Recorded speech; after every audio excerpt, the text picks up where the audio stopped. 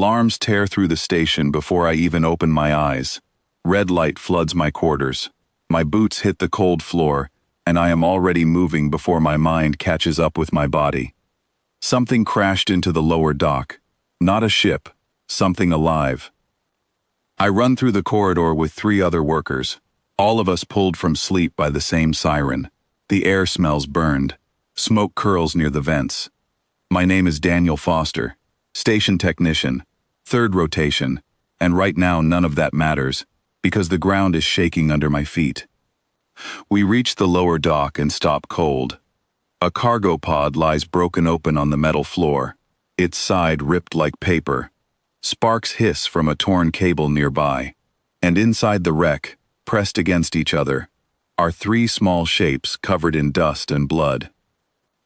Dragon younglings. Ashenfold hatchlings. I have seen pictures before, but never this close, and never like this. One of them lifts its head and lets out a sound so weak it barely reaches my ears. Its wing is torn almost in half. Another one is not moving at all. The third is curled so tightly around itself that I cannot even see its face. The other workers step back. I hear someone whisper that we should call the Ashenfold section and let them handle it. Someone else says it is not our problem, that dragons do not want human hands touching their young. I understand the fear in their voices. This is not our world, not our species, not our custom. But then the smallest one turns its head toward me. Its eyes are wide and dark, filled with a kind of pain I have never seen an animal show before. It is not just hurt, it is scared. I do not think. I move. I drop to my knees beside the wreck and reach for the nearest one, the one missing part of its wing.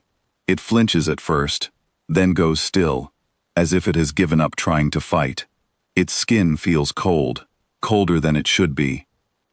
Behind me, someone shouts my name, telling me to wait for the medical team. I do not wait. Waiting has never saved anyone in the history of anything. I lift the small creature into my arms. Its heartbeat is fast and uneven against my chest. I turn to the second one, the one lying still, and for a moment, my own heart drops, because I think it might already be gone.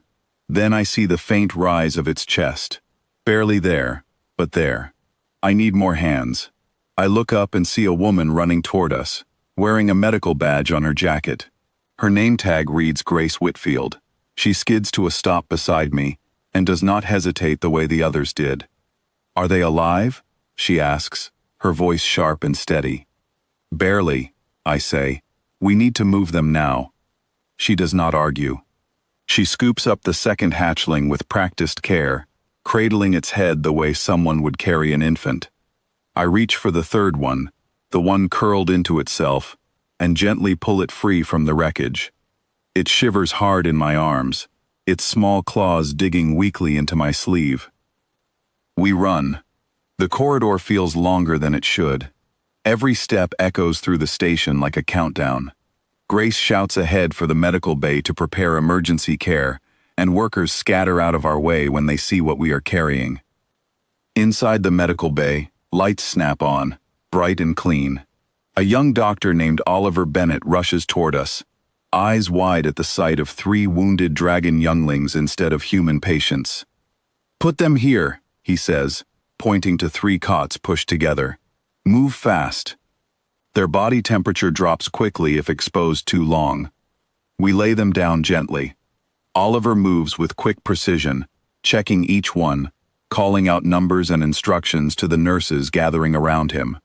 Grace stays close, helping steady the smallest one, whose breathing keeps catching in short bursts. I step back, my hands trembling now that the adrenaline is fading. That is when the station's Ashenfold liaison arrives, his tall frame filling the doorway. His name is Talon Ashworth, a name he adopted after years of working among humans, though his true dragon name is something none of us can pronounce. He stares at the scene, his expression unreadable at first. "These younglings were left behind during transport," he says quietly. "Their guardians did not return for them." "Why not?" I ask. He hesitates. "Among our kind, if a hatchling is too weak to survive the journey, it is often left. It is considered natural. Painful, but natural. The room goes silent, except for the quiet beeping of monitors. They are not something to leave behind, I say. My voice comes out harder than I expect. They are children. Talon studies me for a long moment. Something shifts behind his eyes, something between confusion and quiet respect. Among my people, mercy is not always kindness. Sometimes it prolongs suffering that would otherwise end quickly. And sometimes it saves a life that deserved a chance, I answer. He does not respond right away. Instead, he turns to watch Oliver work, his sharp eyes following every movement as the doctor treats the torn wing of the smallest hatchling. Hours pass. I do not leave. Neither does Grace. We take turns holding small claws when the younglings whimper, offering something steady for them to hold on to. The station outside continues normal operations, unaware of the quiet battle happening inside these four walls. At some point, the smallest hatchling wraps its tail weakly around my wrist. It is barely more than a light squeeze, but it feels like the loudest thing I have ever felt. Grace notices and smiles despite her exhaustion. "I think it trusts you," she says. "I think it just needs something warm," I reply, though my chest tightens at the gesture anyway. Oliver finally steps back from the cots, wiping sweat from his forehead. "They are stable," he says. "All three. It was close, especially the second one, but they will live." Relief floods the room. Grace exhales sharply, her shoulders dropping for the first time in hours. I feel my own tension release, though my arms still ache from carrying the small bodies through the station. Talon steps closer to the cots, studying the younglings with new interest. "I did not expect this outcome," he admits. "Would you have preferred a different one?" I ask, unable to hide the edge in my voice. "No," he says simply. "I am only unfamiliar with a species that fights this hard for something not their own." "They are alive," I say. "That makes them our problem, whether they belong to us or not." He nods slowly, as if turning the idea over in his mind for the first time. "Perhaps that is why your kind is spoken of so often across the stars. Not because you are strong, because you refuse to accept an ending simply because it is expected." I do not know how to respond to that, so I say nothing. Instead, I look down at the three small dragons resting peacefully for the first time since the crash. Their scales, once dulled by dust and blood, now show faint hints of color returning to them, a soft copper shimmer along their backs. Word spreads quickly through the station about what happened. Some workers call it reckless, others call it brave. A few even question why any of us bothered to risk ourselves for creatures not our own. But none of that matters to me, not really. What matters is the way the smallest hatchling looks up when I walk near its cot. Its tail twitching slightly, almost like it recognizes me now. Grace visits often during the following days, checking on the younglings between her shifts. Oliver monitors their recovery closely, adjusting their care as their strength slowly returns. Talon, surprisingly, becomes a frequent visitor as well, standing quietly by the cots, watching the younglings with an expression that shifts a little more each time toward something gentler. One evening, as the station lights dim into their nightly cycle, Talon speaks to me again, this time without the same guarded tone from before. "My people believe strength decides worth," he says, "but strength did not save these three. Persistence did. Compassion did. Maybe worth is not something you decide at birth," I say. "Maybe it is something you earn by surviving, no matter how that survival happens." He considers this for a long moment, before nodding once, a small gesture that feels larger than it looks. Weeks later, the three younglings grow steadily stronger. The one with the torn wing may never fly the way others of its kind do, but it moves with a strange confidence anyway, dragging itself around the medical bay with determined energy. The second one, once barely breathing, now chases its siblings across the floor with surprising speed.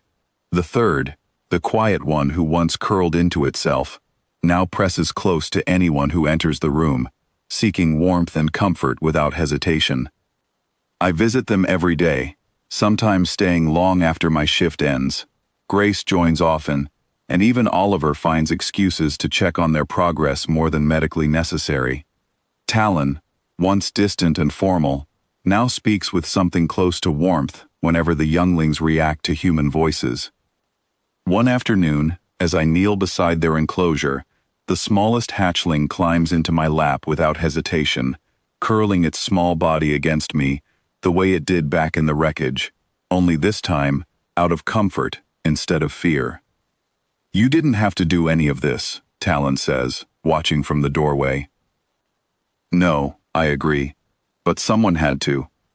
He studies me for a moment longer, before offering something close to a smile, an expression I never expected to see on his sharp, dragon-like features.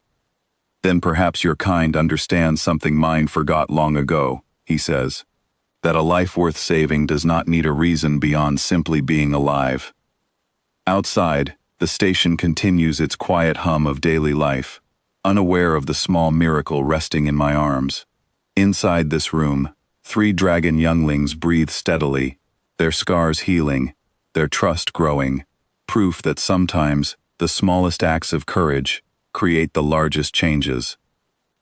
And as the smallest one drifts to sleep against my chest, tail curled gently around my wrist, I understand something simple yet powerful. No one else came for them. But I did. And that made all the difference.